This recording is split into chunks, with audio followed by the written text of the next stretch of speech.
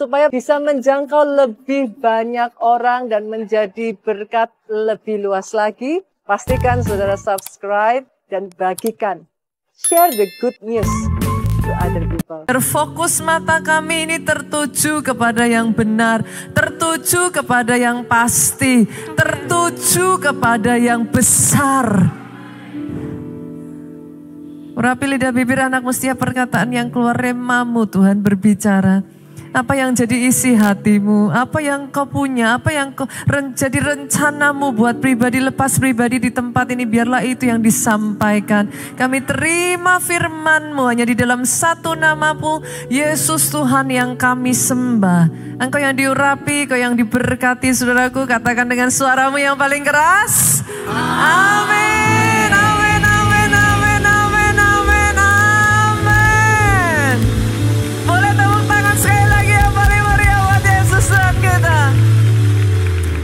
Kanan saudara dan katakan be blessed.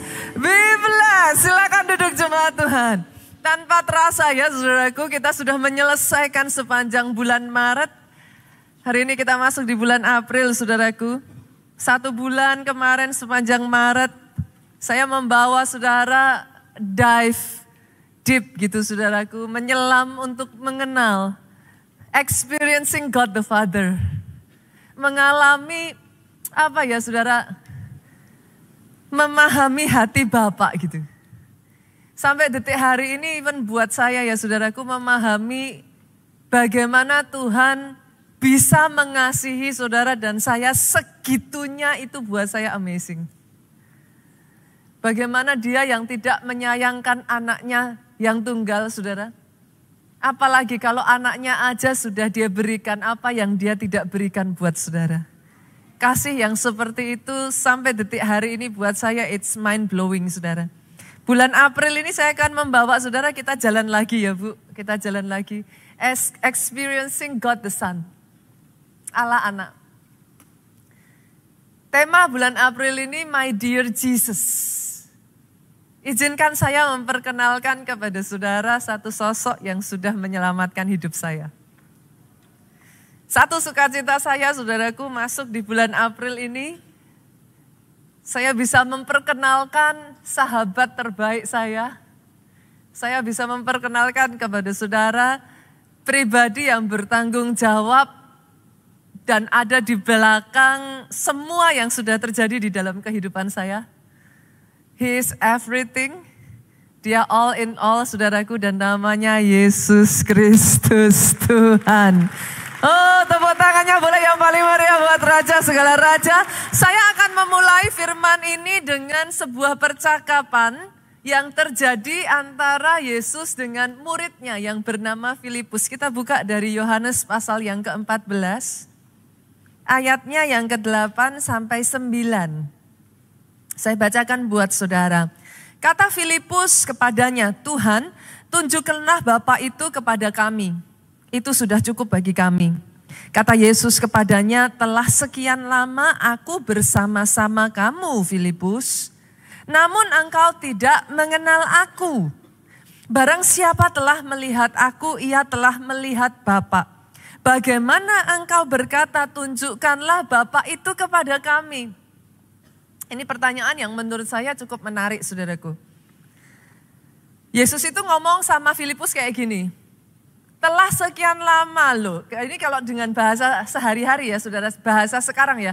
Sekian lama loh aku bersama-sama dengan kamu Filipus. Kenapa Yesus kok bisa ngomong seperti itu saudara? Karena perhatikan ke depan saudaraku. Ada satu pemahaman yang berbeda. Ketika saudara berbicara tentang hubungan guru dengan murid zaman itu, dengan hubungan guru dengan murid zaman sekarang. Kita susah memahami karena konsep pemikiran kita tentang sekolah, tentang guru dan murid zaman sekarang, kalau saudara menyekolahkan anak saudara, maka yang ada di benak saudara itu jam 7 pagi saudara taruh, dijemput nanti siang kan gitu. Jelek-jelek saudaraku pulang sore kan gitu. Habis itu ya sudah di rumah tinggal bersama dengan saudara. That's it. Besok pagi lagi hal yang sama akan terulang. Ditaruh pagi, saudara jemput siang atau sorenya. Tetapi saudaraku, di zaman itu hubungan antara guru dan murid berbeda. Kalau seseorang itu menyebut guru, maka si murid ini akan hidup bersama-sama dengan gurunya ini sepanjang waktu. Kemanapun si guru pergi, murid akan ikut. Guru makan apa, murid makan apa. Di situ dilatih, di situ di-training, di situ dia dimuridkan. Dia tidur ya di tempat yang sama dengan gurunya tidur, saudaraku. Everywhere he goes, murid ini akan ikut. Itu sebabnya Yesus ngomong, telah sekian lama kamu bersama dengan aku. Bagaimana kamu bisa tidak mengenal aku? Pernah kebayang gak saudara kalau Filipus yang saat itu ya saudaraku, Yesus itu punya banyak murid, yes. Pak. Tapi Yesus itu cuma punya 12 murid yang utamanya, murid yang bersama-sama dengan dia. Filipus itu salah satu dari 12. Lah kalau yang sudah sedekat itu aja, bisa Yesus ngomong, seberapa kamu dekat, kenapa kok sampai sekarang kamu belum mengenal aku? Kira-kira loh saudaraku, saya rasa loh, kita perlu mengevaluasi diri kita Pak. Karena pertanyaannya ternyata bukan seberapa lama engkau mengenal Yesus, bukan how long, tapi how far, seberapa dalam. Kenapa saya katakan demikian saudaraku? Karena di dalam hubungan, sebuah hubungan itu progresif. Sebuah hubungan itu saudaraku tidak stuck. Semakin saudara kenal seseorang, semakin saudara dekat dengan seseorang, maka saudara akan tahu dalamnya lebih. Saudara mengerti yang saya maksudkan ya? Dari saudara kenal lebih itu saudara jadi ngerti ketika dia ngomong maksudnya apa. Saudara jadi memahami hanya dari lirikan mata aja maunya dia apa. Dari saudara berjalan bersama-sama karena hubungan adalah progresif saudaraku.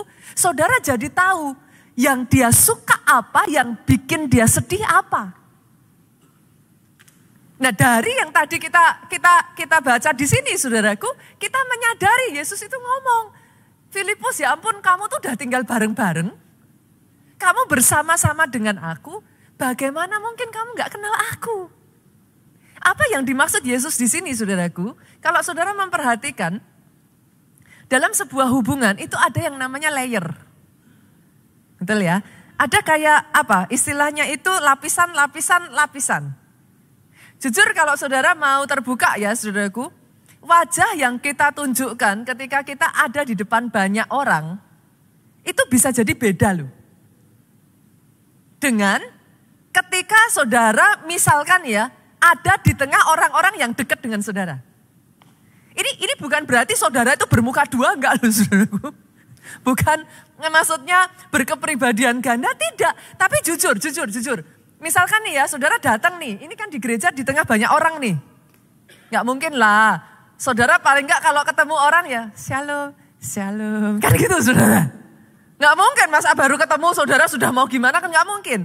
Tapi satu ketika, misalkan nih ya, orang yang sama, saudara punya kesempatan dekat sama orang ini, kenal lebih dekat pada saat dia duduk bersama hanya sahabat-sahabatnya.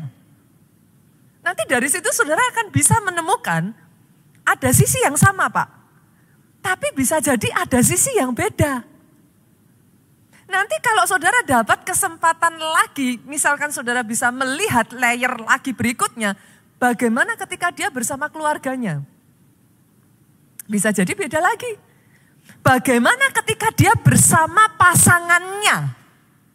Bisa jadi beda lagi. Bagaimana ketika dia hanya seorang diri? Ketika saudara diizinkan ya, pemikirannya, perkataan yang terngiang-ngiang di benaknya itu semua dibuka. Maka saudara akan menemukan layer yang berbeda lagi. Kenapa alasan Yesus ngomong sama Filipus seperti itu? Buat Yesus, aku tuh pergi kemana kamu ada. Aku duduk, aku makan, aku jalan, apa yang aku lakukan, kamu bisa melihat. Bagaimana kamu tidak mengenal aku? Berarti dari percakapan ini kata kuncinya di sini apa saudaraku? Pengenalan. Bukan how long. Sama-sama aja ya saudara kalau kita ditanya ya. Kalau ditanya ya, seberapa kita kenal pasangan kita? Boleh saya tanya dulu enggak? Berapa banyak di sini yang sudah menikah lebih dari 5 tahun boleh lambaikan tangan? Oke, saya melihat tangan-tangan terlambai.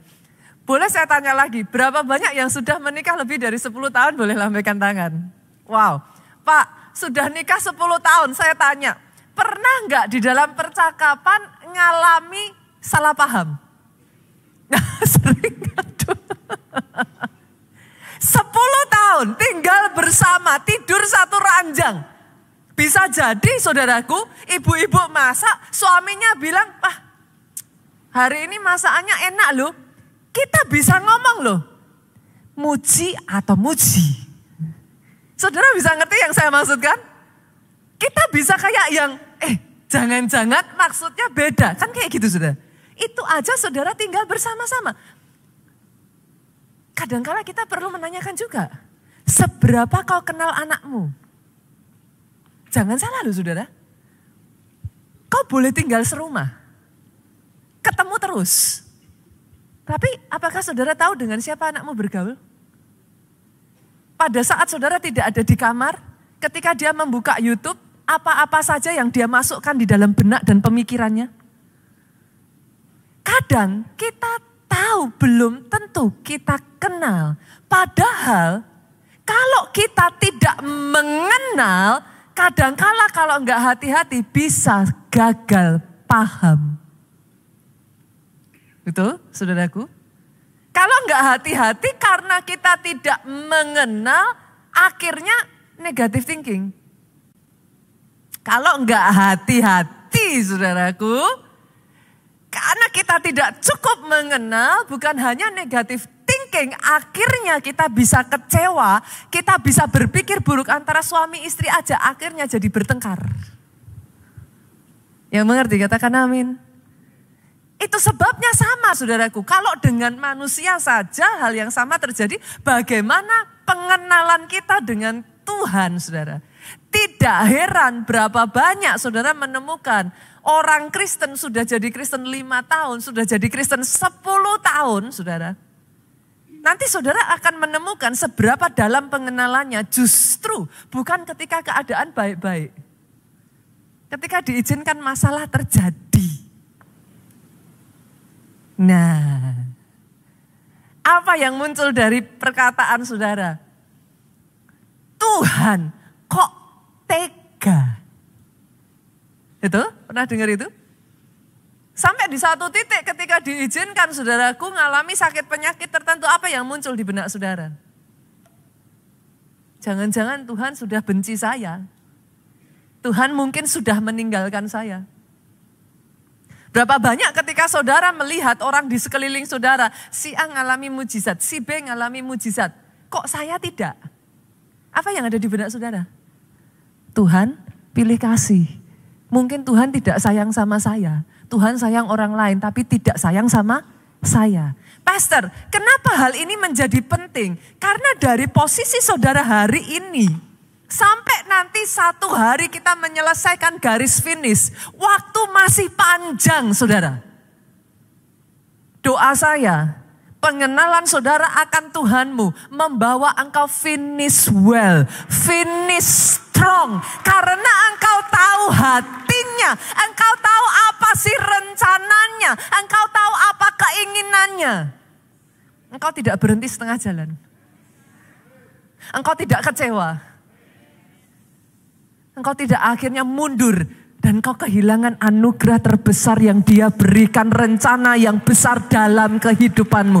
Berapa banyak dari saudara yang menyadari anugerahnya bukan hanya ketika engkau ada di surga nanti.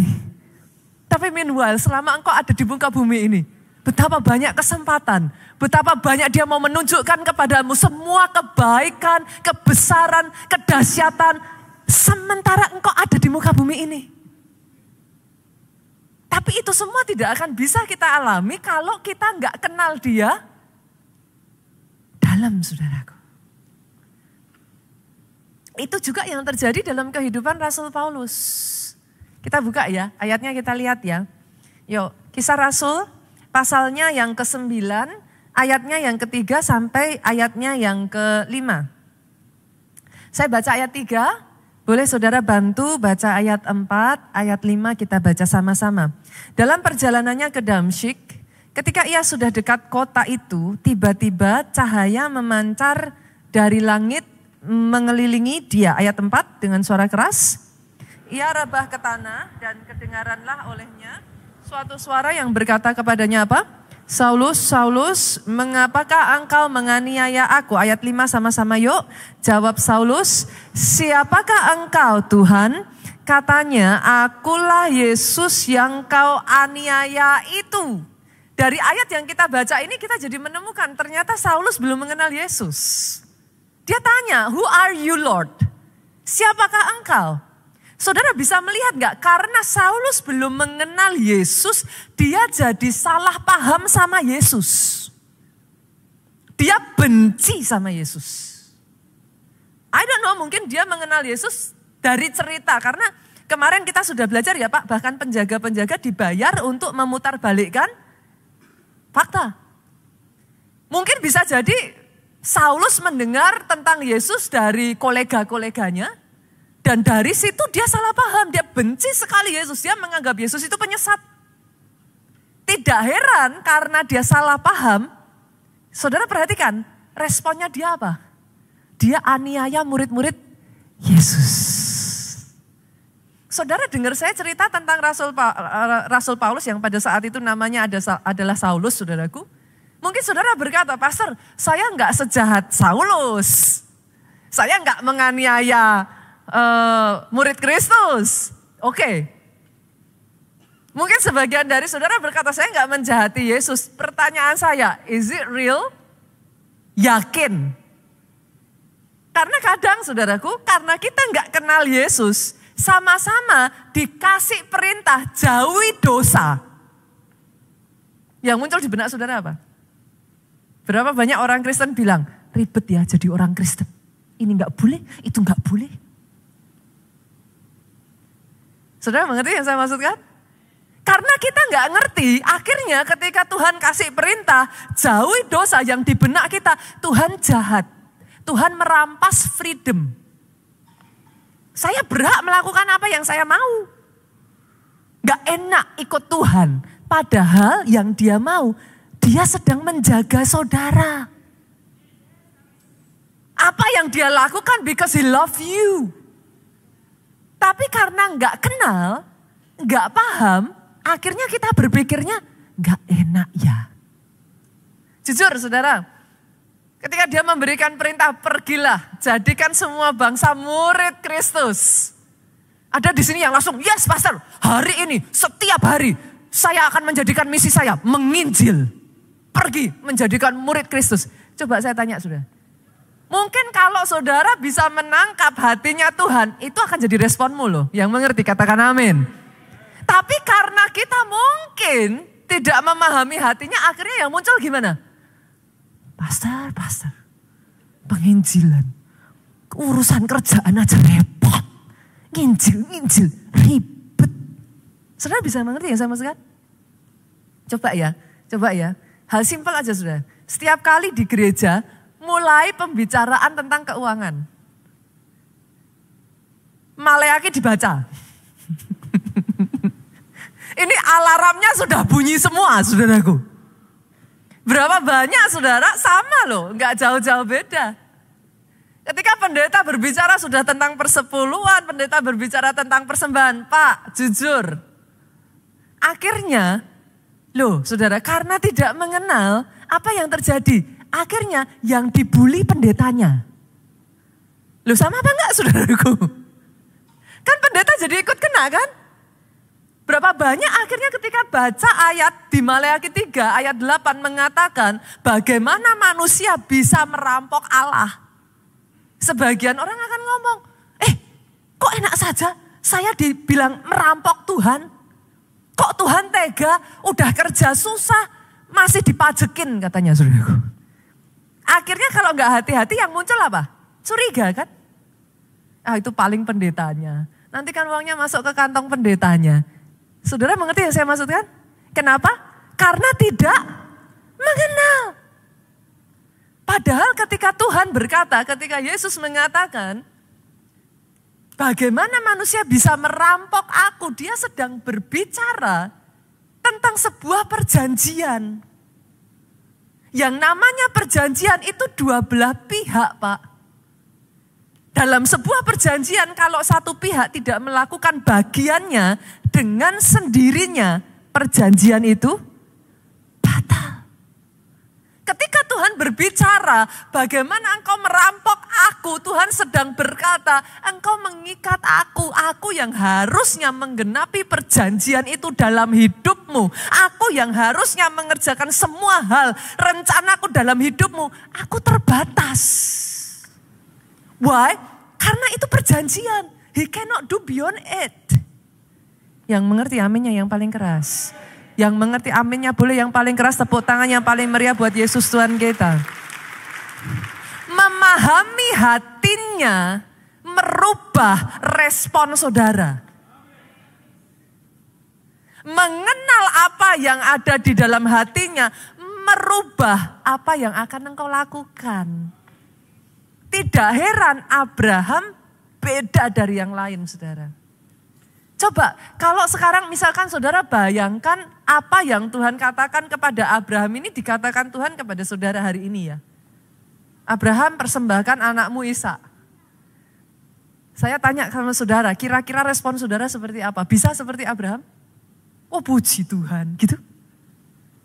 Berapa banyak yang jujur saudara ketika Tuhan ngomong seperti itu yang muncul di hati saudara. Kok Tuhan tega ya?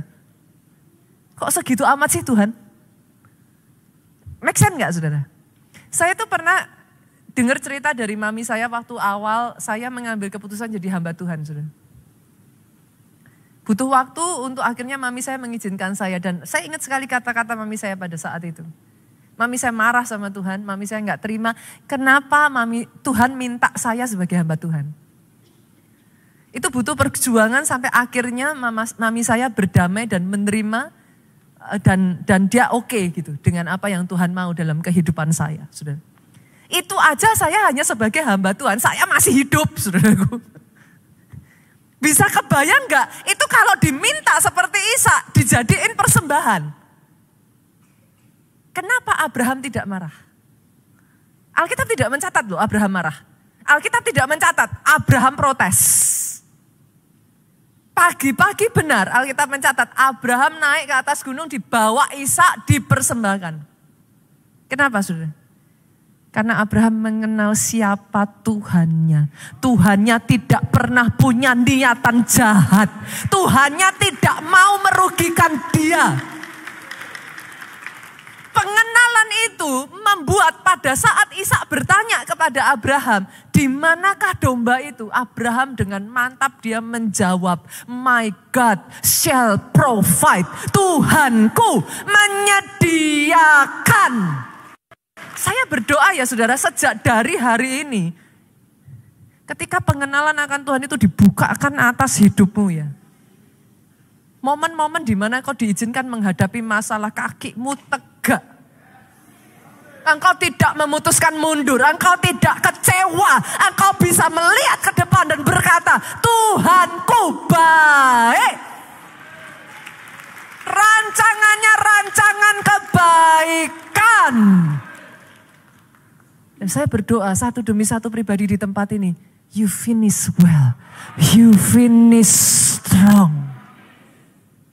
Itu sebabnya saudaraku, begitu Saulus yang sama berjumpa dengan Yesus. Alkitab mencatat, secara jasmani matanya dibutakan. Tapi ternyata pada saat mata jasmaninya ditutup saudara, mata rohnya terbuka. Sekarang dia melihat dengan cara yang berbeda. Kita lihat saudara. Kita buka yuk. Filipi. Filipi pasalnya yang ketiga, ayatnya yang ke-7 sampai ke-9. Saya akan bacakan dari terjemahan bahasa Indonesia sehari-hari ya Pak ya. Saya akan ganti kata saya dengan aku supaya lebih ini aja saudaraku, lebih nyaman aja pembacaannya. Tetapi karena Kristus, ini kata Rasul Paulus saudara. Maka semua yang dulu aku anggap sebagai sesuatu yang menguntungkan, sekarang menjadi sesuatu yang merugikan. Ayat 8, bukan saja hal-hal tersebut, tetapi malah segala sesuatu yang aku anggap sebagai hal-hal yang hanya merugikan saja, yang aku miliki sekarang ini adalah lebih berharga, yaitu mengenal Kristus Yesus Tuhanku. Karena Kristus maka aku sudah melepas segalanya. Aku menganggap semuanya itu sebagai sampah saja supaya aku bisa mendapat Kristus. Apa yang tadinya Saulus katakan itu benci, sekarang dia cinta mati-matian. Saya berdoa ya saudara, pengenalan akan Tuhan seperti itu. Membuat yang tadinya engkau melihat doa sebagai sesuatu yang membosankan. Sekarang saudara bisa ngalami doa itu sesuatu yang kau butuhkan.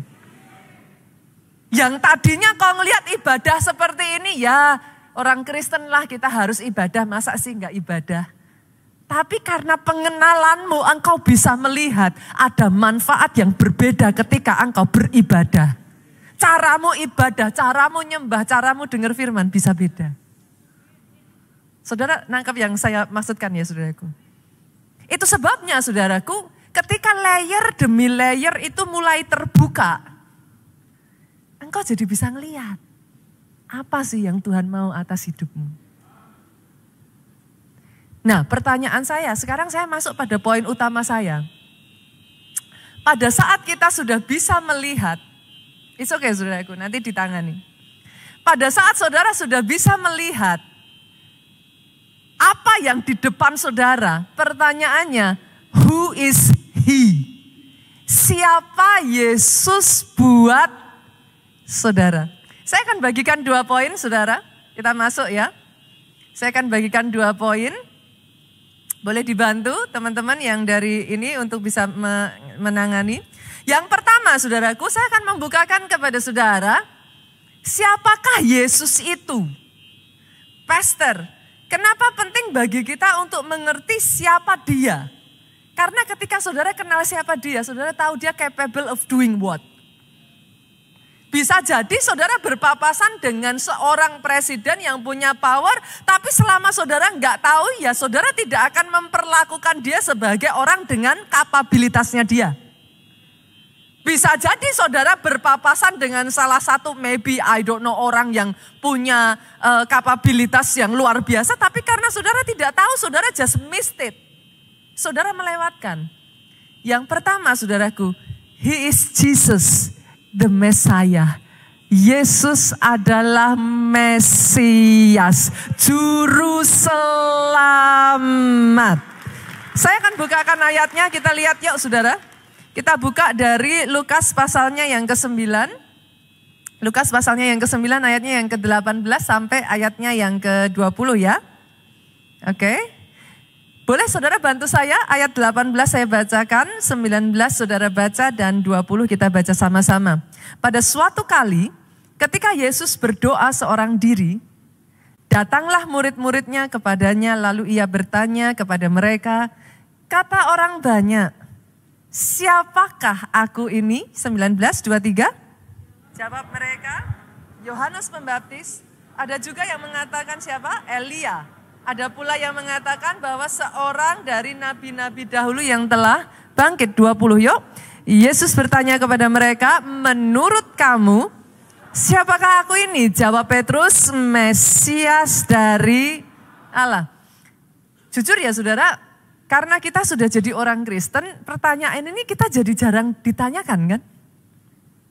Tapi let's say loh saudara, kalau hari ini Yesus ada di sini dan dia bertanya kepada saudara, who do you think I am?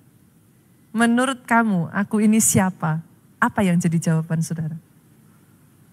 Karena ketika saudara bergaul dengan sangat banyak orang, maka saudara akan mulai mendengarkan Yesus itu nabi. Saudara akan mulai mendengarkan orang mengakui dia adalah orang yang luar biasa. Dia tokoh yang berpengaruh di zamannya. Dia guru besar. Mungkin sebagian orang mengatakan Yesus ini orang yang istilahnya nabi besar mungkin, maybe, saudaraku. Tapi pertanyaannya, saudara, who do you think he is? Bukan buat orang lain, tapi buat saudara. Siapa dia? Dan saya takjub dengan pada saat itu, Petrus dengan tepat bisa menjawab, engkau Mesias yang dari Allah. Kata Mesias, saudaraku, berasal dari bahasa Ibrani yang kalau dipakai di dalam bahasa Yunaninya adalah kata yang sama dengan Yesus Kristus. Jadi ketika saudara menyebut Yesus Kristus, kata Kristus itu punya arti yang sama dengan Mesias. Ketika saudara menyebut Yesus Kristus, artinya saudara berkata Yesus, Jesus the Messiah. Kata Kristus sendiri punya arti yang diurapi. Apa maknanya yang diurapi? Zaman itu saudara, kata yang diurapi itu maknanya dalam. Masih ingat gak ketika Samuel menemukan Daud, dia akan diangkat menjadi raja yang berikutnya. Apa yang dilakukan Samuel? Jadi kata yang diurapi artinya orang yang ditugaskan, orang yang dapat mandat, orang yang dapat saudaraku? Blessing, mendapat perintah untuk melakukan sebuah tugas. Jadi ketika saudara mengatakan bahwa Yesus Kristus, maka saudara sedang berkata, Yesus itu adalah orang yang diurapi untuk menyelamatkan manusia. Nah, hari ini saya ingin mengajak saudara memahami satu kebenaran yang buat saya it's mind blowing. Satu kebenaran bahwa Yesus disebut Mesias bukan klaim kosong. Saudara harus memahami ini loh. Selama ini saudara menyebut Yesus sebagai juru selamat saudara, itu bukan klaim kosong loh. Saudara harus tahu itu. Beberapa minggu yang lalu saudaraku, saya berbicara tentang betapa powerfulnya Alkitab. Masih ingat gak ya? Masih ingat ya? Bagaimana Alkitab itu ditulis oleh lebih dari 40 orang yang tidak saling mengenal satu dengan yang lain.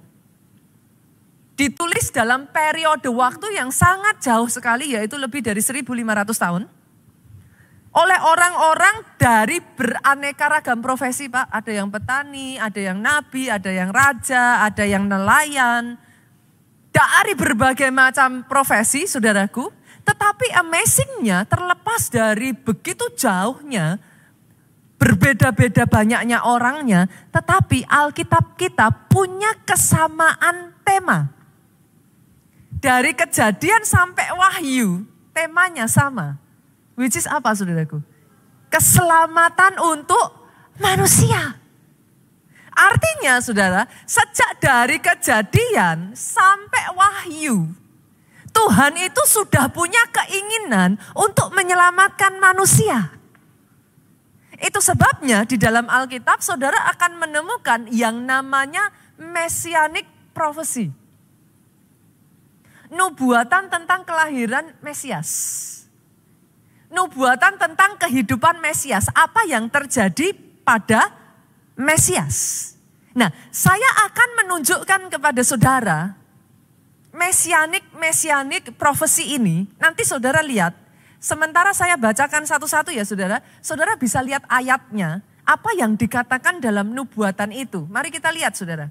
Yang pertama saudaraku, Mika 5 ayat 2. Menubuatkan, ini zamannya Mika ya saudara, ratusan sudah berabad-abad saudaraku. Menubuatkan Mesias akan lahir di Bethlehem. Jalan lagi ya. Hosea 11 ayat 1, perhatikan ini saudaraku. Menubuatkan Mesias akan tinggal sementara di Mesir. Jalan lagi, Matius 2 ayat 23, mengatakan Mesias akan disebut orang Nazaret. Jalan lagi, Sakaria 9 ayat 9 mengatakan Mesias akan masuk ke Yerusalem, menaiki keledai beban muda. Lanjut, Sakaria 13 ayat 6 mengatakan Mesias akan dikhianati oleh orang yang dekat dan menderita luka. Sakaria 11 ayat 12 mengatakan Mesias akan dikhianati demi 30 uang perak. Lanjut lagi ya. Sakaria 11 ayat 13 mengatakan uang itu akan dipakai untuk membeli tanah tukang periuk atau penuang logam. Lanjut lagi, Yesaya 53 ayat 7, Mesias hanya diam dan tidak membuka mulut saat disiksa. Lanjut lagi, Mazmur 22 ayat 17, Mesias akan ditusuk tangannya, ada penjahat di antaranya, banyak orang akan memandang dan membuang undi atas jubahnya. Tahukah saudara, satu demi satu nubuatan mesianik yang sudah terjadi ratusan tahun, ribuan bahkan. Sebelum kehadiran Yesus, saya harus mengatakan kepada saudara, semua nubuatan itu digenapi oleh Yesus Kristus. Saya tidak merasa saudara seantusias saya, saudaraku. Saya akan tambahkan lagi ya. Saya akan tambahkan lagi. Satu kali seorang ahli matematika bernama Peter Stoner, saudara. Dia seorang ahli matematika dan karenanya dia mencoba membuat probabilitas, saudara. Dia menghitung, dia mengambil dari 8 nubuatan dan dia bikin probabilitas. Dari 8 nubuatan itu, saya bacakan ya buat saudara. Dia menghitung orang yang punya kemungkinan lahir di Bethlehem. Banyak dong. Banyak ya. Tetapi orang yang sama yang lahir di Bethlehem ini harus orang yang masuk ke Yerusalem menaiki keledai beban muda. Mulai dihitung nih saudara sama dia probabilitasnya. Orang yang sama karena kan dia ambil tadi nubuatan mesianik tadi kan saudara. Kan harus menggenapi itu. Orang yang sama yang lahir di Bethlehem, yang masuk ke Yerusalem, menaiki keledai beban muda, haruslah orang yang sama ini dikhianati oleh orang terdekatnya dan dijual dengan 30 keping uang perak. Orang yang sama yang mengalami semua itu tadi, haruslah uangnya tadi dipakai membeli tanah tukang periuk. Orang yang sama yang mengalami semuanya tadi, haruslah caranya dia meninggal dengan ditonton orang banyak dalam kondisi tangannya ditusuk dan dipaku. Orang yang sama dietong terus sama dia, saudaraku. Haruslah juga jubahnya diundi. Ini baru diambil 8 nubuatan loh saudara. Dan tahukah saudara, hasil probabilitas perhitungan yang dia lakukan adalah 1:100 kuadriliun. Artinya apa saudaraku? Yesus menggenapi semua nubuatan itu bukanlah sebuah kebetulan. Hari ini saya berdoa ketika saudara mengatakan Yesus itu juru selamat dalam hidupmu, engkau mengerti. Dia disebut Mesias bukan klaim sembarangan, bukan klaim kosong. Bukan hanya 8 nubuatan saudaraku, Tuhan Yesus menggenapi semua nubuatan yang ada tentang lahirnya Mesias. Oh boleh tepuk tangannya paling meriah buat Raja di atas segala raja. Kalau mau tepuk tangan lebih dahsyat lagi buat dia. Pastor, kenapa ini menjadi penting? Karena kalau saudara melewatkan berapa banyak di zaman Yesus, orang berjumpa dengan Yesus loh saudara. Tapi mereka melewatkan. Itu sebabnya mereka tidak mengalami kuasanya. Yang mengerti katakan amin. Hari ini kalau saudara bisa mengatakan He is the Messiah, itu bukan sebutan dan panggilan asal saudara. Tidak sembarang orang bisa ngomong sama saudara saya Mesias. Buktinya mana? Semua nubuatan satu demi satu tergenapi di dalam diri Yesus. Saya berdoa ya saudara hari ini imanmu dibangkitkan. Saya berdoa ketika orang datang kepada engkau dan orang berkata Yesus itu nabi. Orang datang kepada engkau dan orang berkata Yesus itu hanya manusia biasa. Yesus itu hanya seorang guru. Dengan mantap, now you know how to answer. Bagaimana engkau bisa menjawab. Imanmu kokoh. Ketika imanmu kokoh, engkau tahu bahwa dia Savior. Adakah yang tidak bisa diampuni? Oh come on. Kalau perbandingannya aja 1:100 kuadriliun. Kalau saudara mengerti, He is the Savior. Satu demi satu dosa-dosa masa lalumu.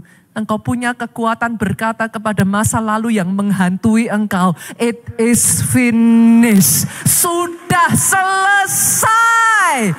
Dia bayar dengan nyawanya. Itu sebabnya engkau bisa berjalan lagi. Itu sebabnya ketika engkau menghadapi masalah engkau kokoh. Karena engkau tahu dia sanggup. Dia yang sanggup menggenapi semua nubuatan itu. Sanggup mengerjakan dalam kehidupanmu. Menyelesaikan sampai akhir. Oh tepuk tangannya boleh sekali lagi yang paling meriah buat Yesus Tuhan kita. Ini powerful kebenaran yang luar biasa saudaraku. Saya berdoa ya, pengenalan ini akan membuat terobosan dalam kehidupan saudara. Engkau tidak lagi memandang Yesus, kadangkala kalau kita nggak hati-hati ya, kita tuh belittle our God loh. Yang mengerti katakan amin. Kadang kita berpikir apakah Tuhan bisa menyelesaikan masalah saya, kadang kita berpikir apakah Tuhan bisa menolong saya. Berapa banyak yang masih mempertanyakan saudaraku, apakah Tuhan masih mengasihi saya? Saya kasih gambaran ya saudara. Ibu-ibu ya, setelah engkau melakukan segalanya buat keluargamu, suamimu masih mempertanyakan engkau, itu rasanya kayak apa? Setelah dia sebagai Allah turun ke dunia jadi manusia merendahkan dirinya mati di atas kayu salib buat saudara dan saya. Saudara bertanya kepada dia, apa kau masih mengasihi aku? Rasanya kayak apa? Saudara? Hari ini saya berdoa saudara bisa melihat. Pengenalan itu membawa terobosan dalam hidupmu. Pengenalan itu membuat engkau benar-benar di dalam kehidupanmu. Engkau bisa memegang, engkau bisa berdiri di atas kebenaran firman. Dan karena itu saudaraku, dia membuat engkau jadi lebih dari pemenang. Yang kedua saudara, yang pertama He is the Messiah. Yang kedua, satu kebenaran yang luar biasa saudaraku. Yesus 100% Allah. Dan 100% manusia. Sesuatu yang mungkin buat sebagian dari kita kayak, can it be true?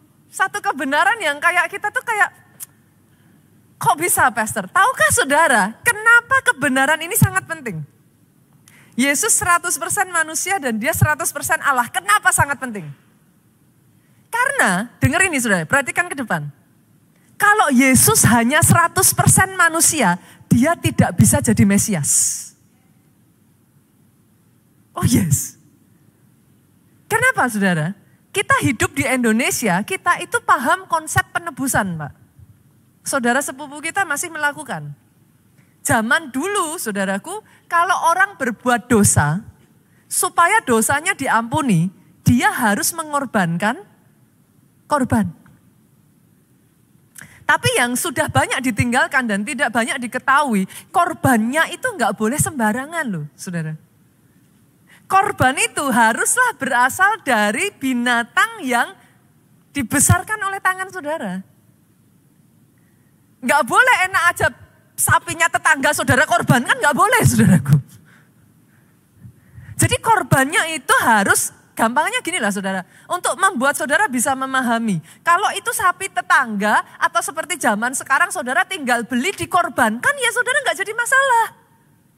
Coba kalau saya tanya, itu anjing yang tiap hari tidur sama saudara. Coba ini bayangannya ya saudara, kan nggak mungkin saudara, saya minta bayangin sapi tidur sama saudara kan nggak mungkin. Tapi kalau itu anjing yang tiap hari tidur sama saudara, kemanapun saudara pergi dia ikut. Makan dari tangan saudara. Setiap kali saudara datang, dia akan menjilati kaki saudara. Dia ada di saat nggak ada yang lain, dia di situ buat saudara. Saudara harus tahu zaman dulu kedekatan gembala dengan dombanya tuh kayak gitu. Saudara. Gembala tuh bahkan bisa mengenali suara dombanya. Demikian sebaliknya, domba nggak salah gembala.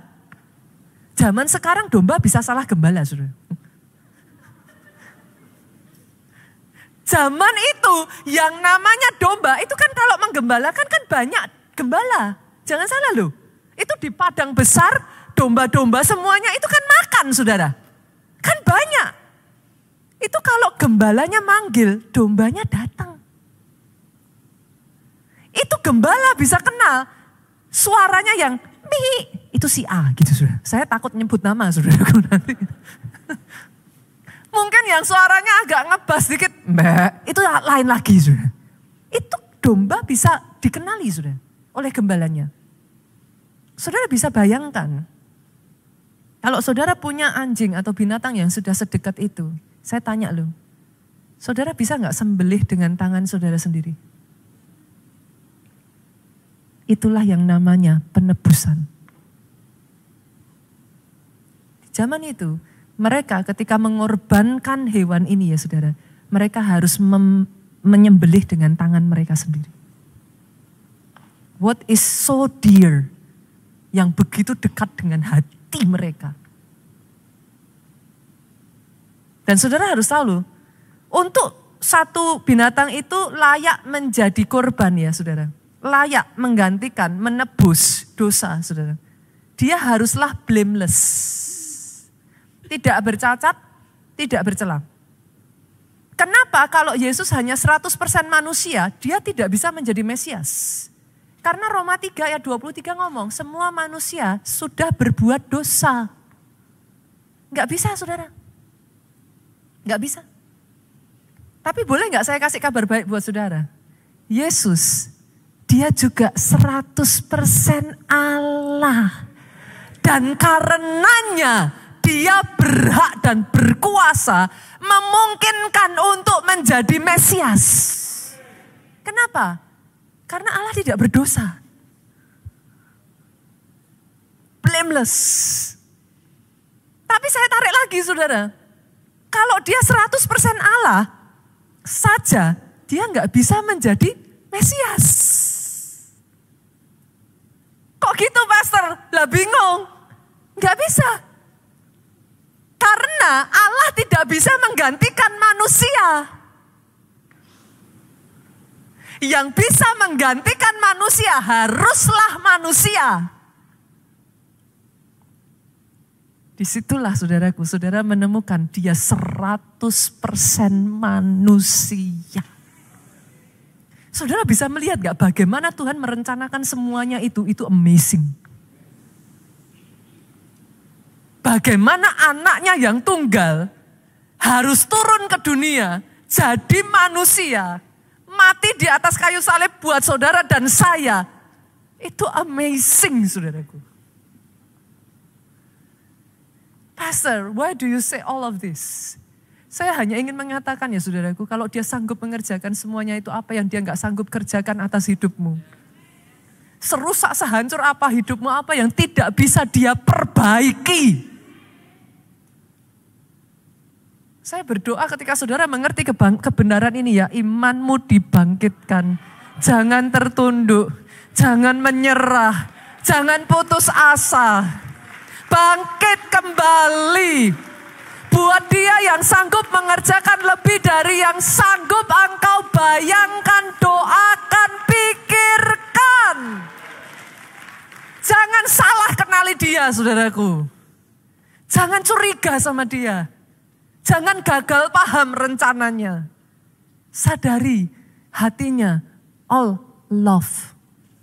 Kasih buat engkau. Pastor, apa buktinya Yesus manusia? Saya ajak ya saudaraku. Kita lihat ya. Saya undang pemain musik boleh maju ke depan.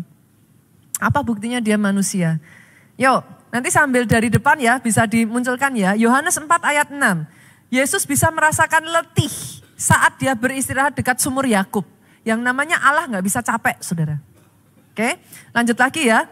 Matius 4 ayat yang kedua, setelah berpuasa 40 hari, Yesus bisa merasakan lapar. Allah tidak bisa lapar, saudaraku. Dia roh. Yohanes 19 ayat 28, saat Yesus disalibkan, Yesus merasa haus. Lanjut lagi ya, Yohanes 11 ayat 35, Yesus juga menangis sama seperti saudara dan saya. Munculkan aja satu persatu, saudaraku. Saya rasa kalau nanti saudara lanjut ke bawah ya saudara, itu sangat banyak sekali. Saya bacakan satu ayat lagi saja, Ibrani 4 ayatnya yang ke-15. Boleh dimunculkan multimedia. Sebab imam besar yang kita punya, mengacu kepada Yesus, saudaraku, bukanlah imam besar yang tidak dapat turut merasakan kelemahan-kelemahan kita. Sebaliknya sama dengan kita, ia telah dicobai, hanya tidak berbuat dosa. Ini bukti Yesus 100% manusia, saudara.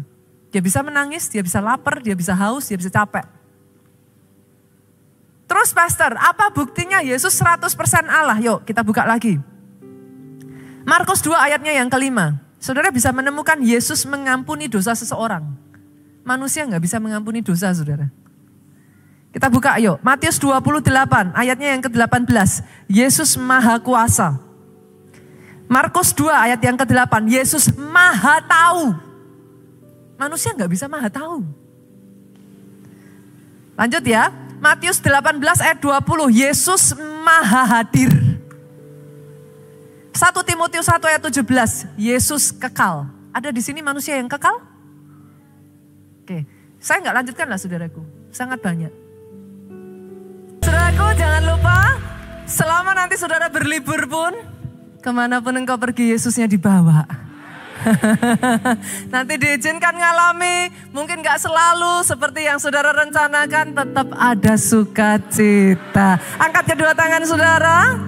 Diberkati saudara oleh Tuhan, diberkati keluargamu oleh Tuhan. Kedua tangan yang kau angkat tinggi-tinggi, apapun yang dikerjakan tangan ini dibuatnya berhasil. Sehat badanmu saudaraku, baik jiwamu, kuat rohmu, panjang umurmu. Pulang dari tempat ini membawa sukacita, damai sejahtera Allah Bapa, cinta kasih Yesus Kristus, persekutuan dengan Roh Kudus sekarang sampai selama-lamanya. Engkau yang diurapi, diberkati, katakan dengan suara yang paling keras. Amin.